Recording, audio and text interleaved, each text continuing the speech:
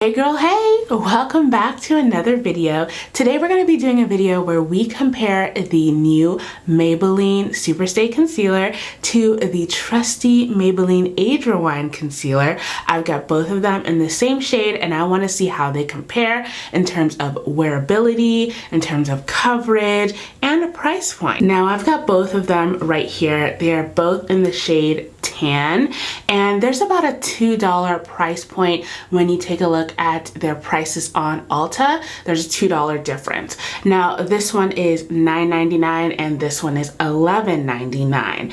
Interestingly enough, this one is 0.2 fluid ounces and this one is 0.23 fluid ounces. So there's only really a slight difference in how much product you actually get. And to be frank with you, when I took this out of its packaging, it feels so light. I was like, is there anything actually in here? And I opened it. It didn't look used, but it does feel a lot lighter. Obviously, this packaging here feels heavier than this one, but I don't know if it's just the visual aspect of it, but obviously when I first got this one, it was up to here, full with product. So it just looks like there's a lot more in this than this one, but we're gonna test this out and see how it compares. Now I wanted to show you guys what type of foundation I'm gonna put on. I'm gonna put on a foundation with a more natural finish because I feel like that's really gonna highlight the coverage of these concealers and show you guys the difference. Now, if you're interested as to what primers I use the Fenty mattifying primer in my T-zone, and then I use the Farsali Skin Tune Blur all around my face. The foundation I'm going to be using is the Pat McGrath. This is the Skin Fetish Sublime Foundation in the shade Deep 29. This has quickly become one of my favorite foundations just because it really honestly looks like my skin, and I didn't expect to like it so much, but it's really grown on me. Now on this side of my face, I'm going to put the Age Rewind Concealer. This is the shade Tan. Now even though I really like this concealer, I do not like the applicator. I feel like so much product is wasted on it. If you guys want to see a more in detail comparison review of this, you can definitely check out the video. I will link it down in the description box for you after you finish watching this one, of course. So I'm just going to do a few clicks and then I'm just going to put it right here underneath the eyes. So you guys can see it goes on and it looks pretty full coverage, but when we blend it out, of course, you're gonna see what it looks like. Now, the Superstay, this one has a doe foot applicator, which I really love. And this is in the shade Tan as well. Oh, wow. I'm surprised. I thought I was gonna need a little bit more. To me, it looks just slightly more full coverage than the Age Rewind. So let's blend out the Age Rewind and see what kind of finish we get. I mean, I'm not mad at this. This looks pretty nice.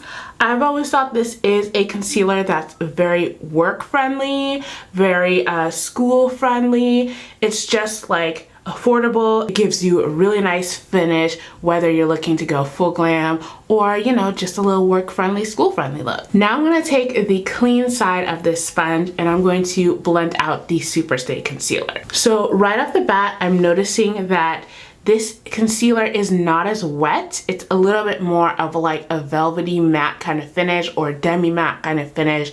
It's matte but not drying and not completely matte. It's so hard to describe, but velvety matte slash demi matte is a good place to start. Okay, so take a look at both sides and let me know how you feel. This is the Age Rewind side and this is the Superstay concealer side. Honestly, they look very similar. Even in terms of coverage, and I know that the Superstay is supposed to be very full coverage, but I almost feel like they look the same. The finish is slightly different, but honestly I don't think it's something that the average consumer is going to be paying too much attention to be quite honest. And the fact that one is more expensive than the other definitely leads me to just want to go with the more affordable one, even though they both look nice. Now I'm going going to be setting this with my Maybelline Fit Me powder. This is in the shade 35, I believe. Oh yes, it's deep. Now I'm just going to gently set this. I'm not going to be baking. I'm just going to gently press this into the skin with my setting powder brush. This one is from Kat Von D. Now after setting both sides right here, I don't know if you guys can see this on camera, but after I put my setting powder on and I use the same powder on both sides, this side actually looks like it has more coverage. And on this side, I can see kind of that shadow of my dark circle a little bit here, but I'm not sure if it's noticeable on camera. But that's a subtlety that I'm picking up on off camera in person, which is very interesting. I didn't expect that. Now I'm gonna go ahead and continue with the rest of my makeup. However, I will be back. I want to give you guys a wear test so that you guys can see if either concealer creases, how they hold up throughout the day, for those of you guys that wear your makeup for extended amounts of time. Alright guys, so I'm back from my check-in. Now taking a look at both concealers, honestly, they look very similar. The Superstay concealer side, you can definitely see a little bit of my dark circles here, but the Age Rewind side actually covers that up pretty well, and it hasn't creased, and it looks great. I mean, it doesn't look like my skin underneath is dry, like that crocodile skin that you kind of get sometimes. Doesn't look like that at all.